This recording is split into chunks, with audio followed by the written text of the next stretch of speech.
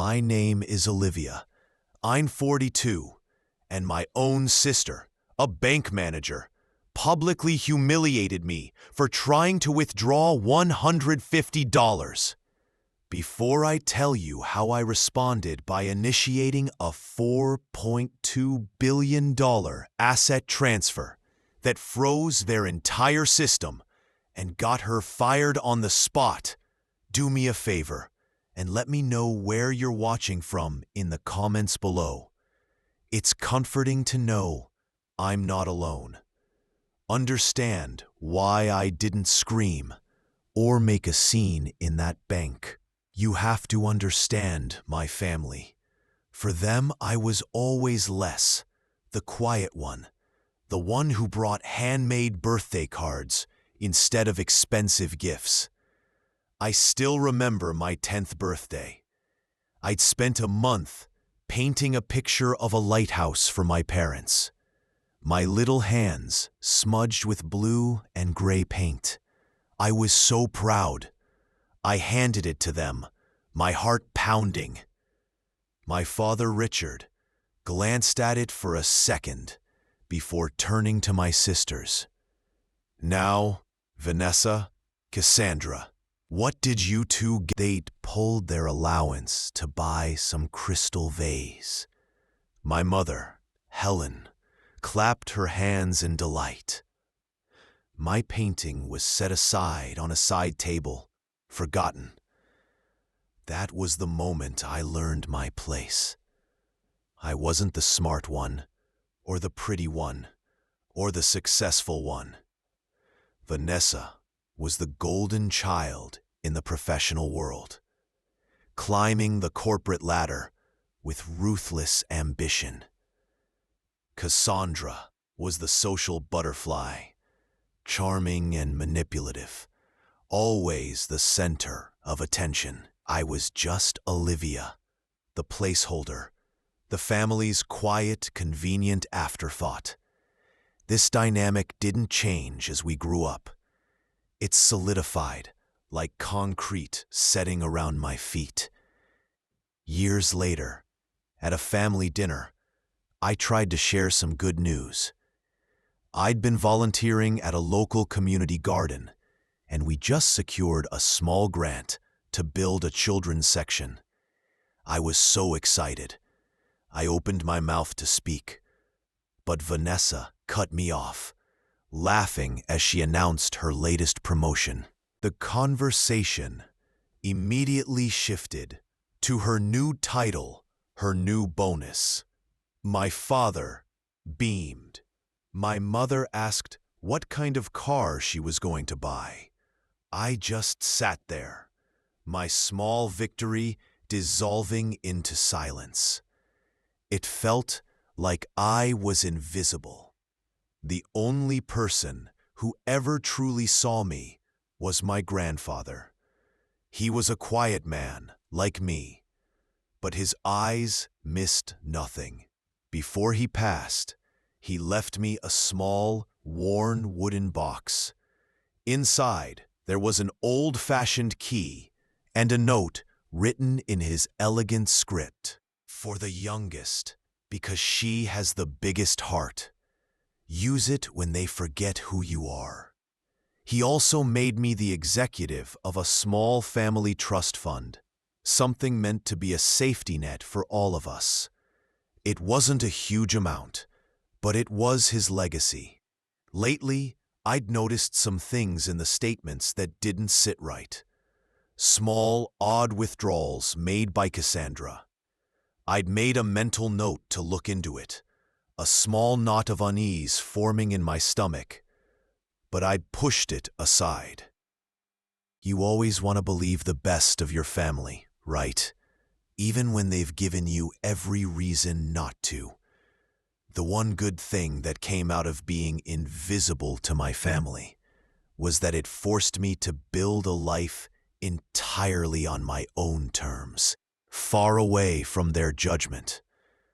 I had my small, clean apartment. I had my books, and I had Mrs. Gable. She lived 2 doors down, an 80-year-old widow with a laugh that could fill a room and eyes that crinkled at the corners. When she smiled, she was more of a mother to me than my own had ever been. She called me just to share a recipe or to tell me a funny story about her late husband. She saw me. That cold Tuesday morning, Mrs. Gable had called, her voice thin and worried. Her heating was on the fritz, and the repairman wanted $150 in cash up front. She was on a fixed income and was short. "Don't you worry about a thing," I told her, my voice full of a confidence I didn't feel. "I'll go to the bank and get it for you right now." Which brought me here, standing in the cold, sterile lobby of Crescent Bank, waiting in line like everyone else. And standing behind the manager's desk, watching me with a smug little smile, was my sister, Vanessa. When it was my turn, I walked up to the teller. Before I could even speak, Vanessa glided over, her heels clicking on the polished floor. "Well, well, look what the cat dragged in," she said, her voice dripping with condescension. "What can we do for you, Olivia?" I kept my voice low. "I just need to withdraw $150. She let out a short, sharp laugh. It was a performance, and the entire bank was her audience. $150? Is that all? She leaned in, her voice dropping to a stage whisper that everyone could hear. "We don't really serve beggars here. Are you sure you even have that much in your account?" The air was sucked out of my lungs. A hot flush crawled up. The teller looked deeply uncomfortable. For a moment, I saw the 10-year-old me again, holding her forgotten painting. I saw the young woman at the dinner table, her voice silenced, and I felt something shift inside me. Not anger, not yet. It was a profound, bone-deep weariness. I was so tired of this. I looked my sister in the eye. I didn't say a word. I just turned and walked out of the bank, the door hissing shut behind me. At that moment, I thought that was the worst of it. The humiliation, the shame. I was so wrong. The worst wasn't what she had done. It was what I was about to do. That night, my apartment felt smaller than usual. The silence was deafening. I made myself a cup of tea, my hands shaking slightly. I sat on my worn sofa, the one I'd bought from a thrift store, and I opened my laptop. It wasn't a fancy machine, but it was secure, highly secure. With a few keystrokes, the screen flickered, and a clean, minimalist dashboard appeared. At the top, in stark white letters against a black background, was a name, Shell Code 7, and beneath it, a number, 4,210,350,000. This was my secret. This was the life I had built in the shadows, while my family was busy sneering at my second-hand clothes and my quiet existence. After a particularly nasty fight years ago, where my father told me I'd never amount to anything, I had walked away, I took the small inheritance my grandfather had left me personally, the one outside the family trust, and I poured all my grief, all my intelligence, all my quiet focus into the one thing I understood: patterns, financial markets. I created a predictive algorithm, a piece of code so elegant and powerful, it felt like poetry. I called it Move, after the morning doves on that ghost, and it had grown into a silent giant. No one knew I was behind it. To the world, I was just Olivia, a woman living a simple life in Cincinnati. I let out a bitter laugh that echoed in the quiet room. The irony was suffocating. My own sister, who had just publicly shamed me for $150, was a mid-level manager at a bank, probably making a decent salary she bragged about constantly. And I could buy her bank 10 times over and not even notice. I wasn't looking for revenge. I was just surviving. But as I sat there staring at the screen, I decided to run a quarterly review of my fund's new strategic partnerships. It was just a routine check. My main investments were handled by a massive, top-tier global bank. I was scrolling through a list of their recent acquisitions, smaller companies they'd absorbed to expand their retail services. And then I saw it, a name that made my blood run cold. Crescent Bank. Through a chain of corporate acquisitions, her employer was now effectively a subsidiary serving my fund. Vanessa worked for me. She just didn't know it. A switch flipped in my head. It wasn't about the $150 anymore. It wasn't about the years of insults.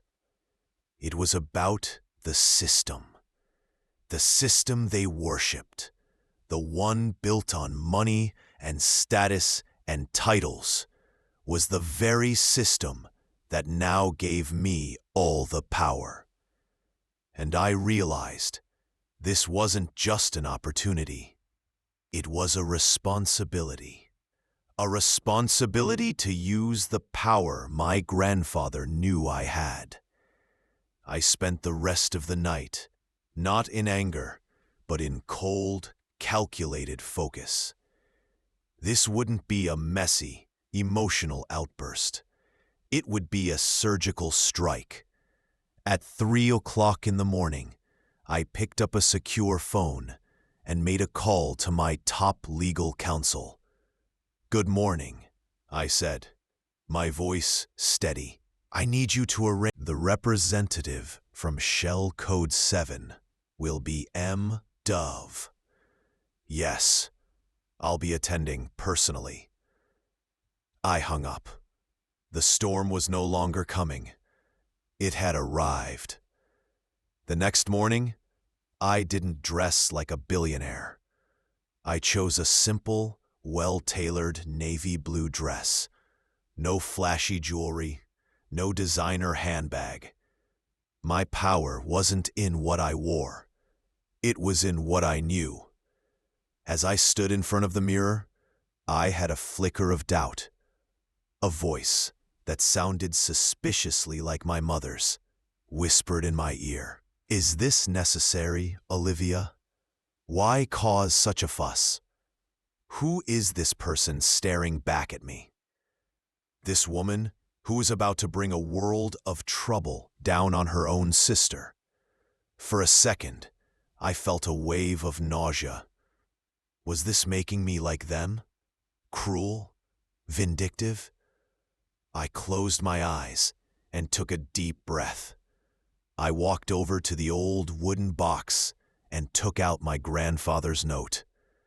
The paper was soft and worn at the creases. "For the youngest, Because she has the biggest heart. My heart. He didn't say to use my anger or my wealth or my intelligence.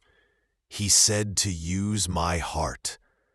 And my heart knew that true strength wasn't about letting people walk all over you. It was about having boundaries. It was about demanding respect, not as a billionaire, but as a human being. This wasn't an act of revenge. It was an act of self-preservation. My resolve hardened, not into anger, but into a calm, clear purpose. I put the note in my purse, a secret piece of armor, and walked out the door. When I walked into Crescent Bank for the second time in 24 hours, the atmosphere was completely different. A nervous-looking man in an expensive suit was waiting by the door. This was Mr. Chin, the regional director. He'd flown in from Chicago this morning. He rushed forward as I entered, his hand outstretched. "Miss Dove, an absolute honor. Marcus Chin, thank you so much for coming." His eyes darted around nervously, a confused look on her face. She saw me, and her expression curdled into a sneer. She started to walk over, probably to throw me out again. But then she saw Mr. Chin fawning over me, his face pale with anxiety. The sneer on her face froze, replaced by a look of utter bewilderment. "Please, this way, Miss Dove," Mr. Chin said, gesturing toward Vanessa's office. "We can speak in here." We walked into the office, the very same room from which she ruled her little kingdom. I sat down in the visitor's chair. Mr. Chin remained standing, wringing his hands.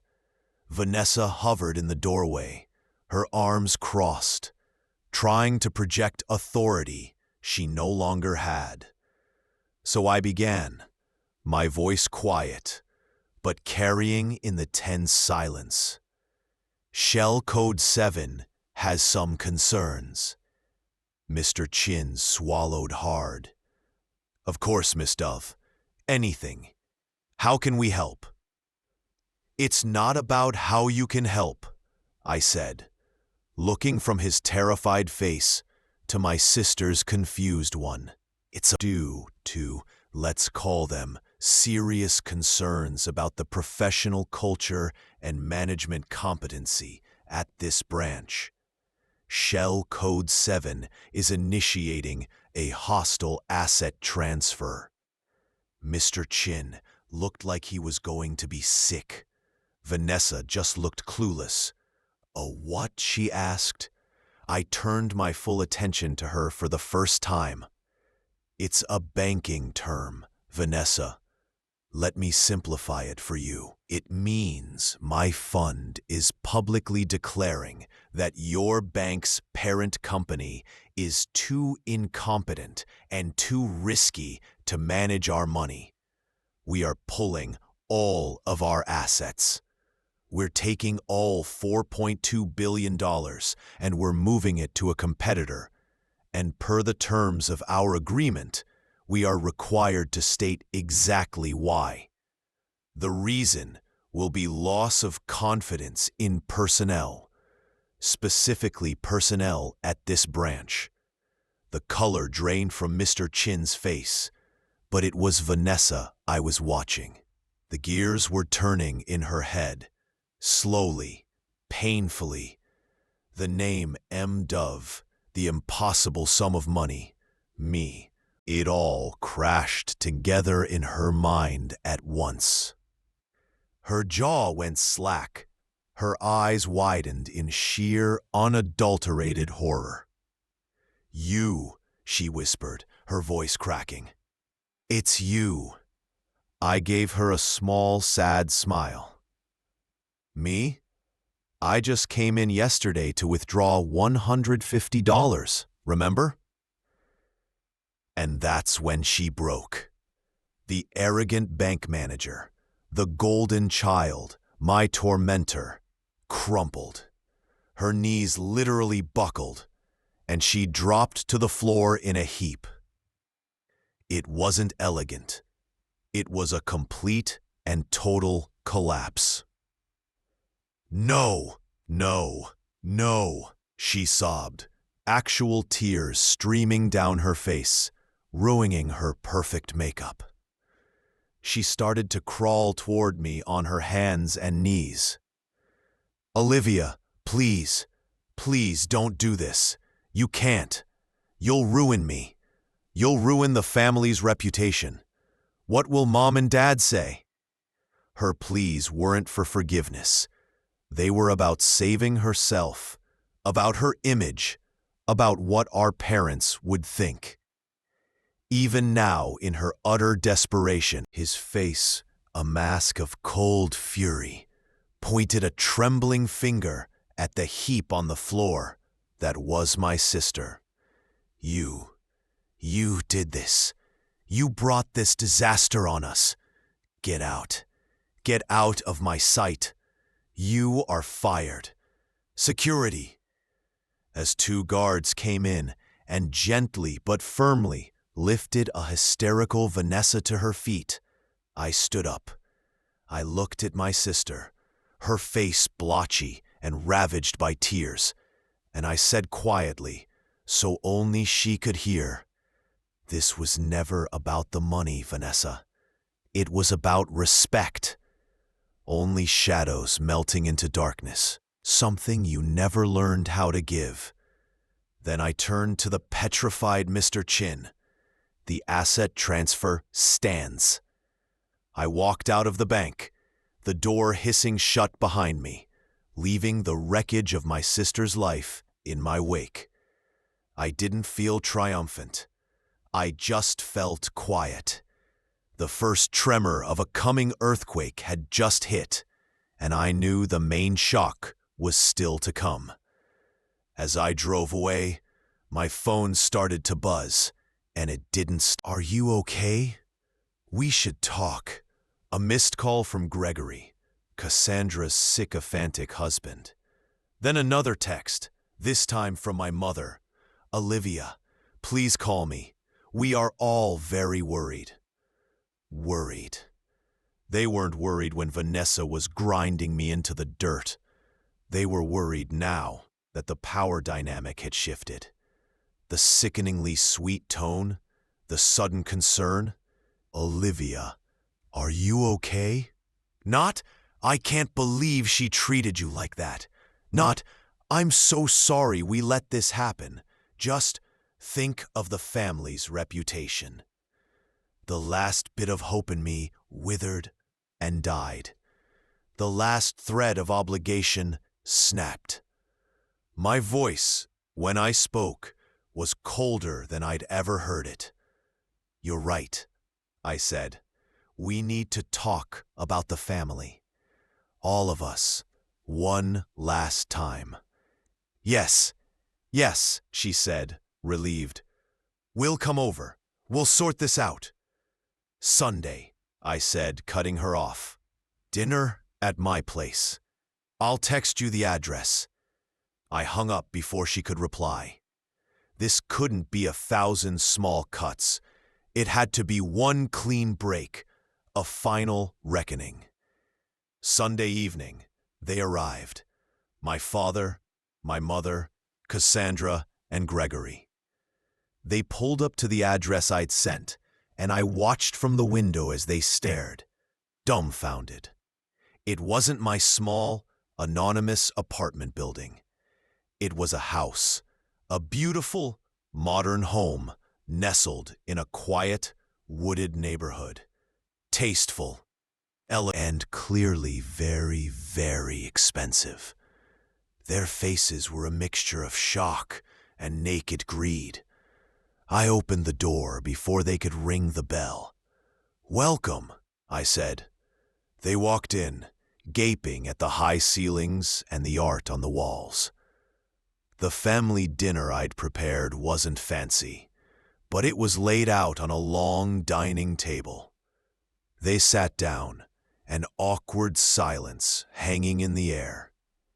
My father was the first to speak, his voice gruff. "All right, Olivia, what is all this? You've made your point. You're rich. Now you need to fix the mess you made with your sister." Cassandra chimed in, her voice dripping with fake sympathy. "He's right. Liv, we're family. Vanessa made a mistake, but destroying her life over it, it's just not right. We have to support each other." They spent the next 10 minutes lecturing me. They blamed me for being cruel, for being secretive, for embarrassing them. My mother just sat there, wringing her hands, nodding along. Not once did they acknowledge what Vanessa had done. Not once did they ask how I felt. I let them finish. I let all the poison fill the room. Then when they were done, I calmly stood up and walked to a side table. I picked up a thin, leather-bound file and placed it in the center of the dining table. "If everyone is finished talking about how I've ruined a life," I said, my voice dangerously quiet, "perhaps we can talk about how Cassandra has been ruining a legacy." Cassandra's face went pale. "What are you talking about?" I opened the file. "I'm talking about the family trust, the one grandfather set up for all of us, the one he trusted me to look after." I slid a bank statement across the table to my father. "You see that withdrawal? And this one? And this one?" I then slid over another document. "And here are the forged invoices Cassandra submitted from a shell company she created to justify those withdrawals. For 2 years, she's been stealing from us, from you, from me, from the memory of the one man in this family who valued integrity." The silence was absolute. Gregory looked at his wife with horror. My father's face was ashen as he looked at the proof. My mother looked at Cassandra, her mouth opening and closing with no sound coming out. They were finally forced to see that their other golden child wasn't just selfish. She was a common thief. I looked at their shattered faces. "You want to talk about family?" I asked, my voice breaking with the pain of a lifetime. "A family doesn't do this to each other. A family doesn't measure love in dollars and promotions. A family shows up. You were never a family to me. You were just shareholders in my misery." I took a deep breath. This isn't a family anymore. It's a failed business, and I'm liquidating my shares. I looked each of them in the eye.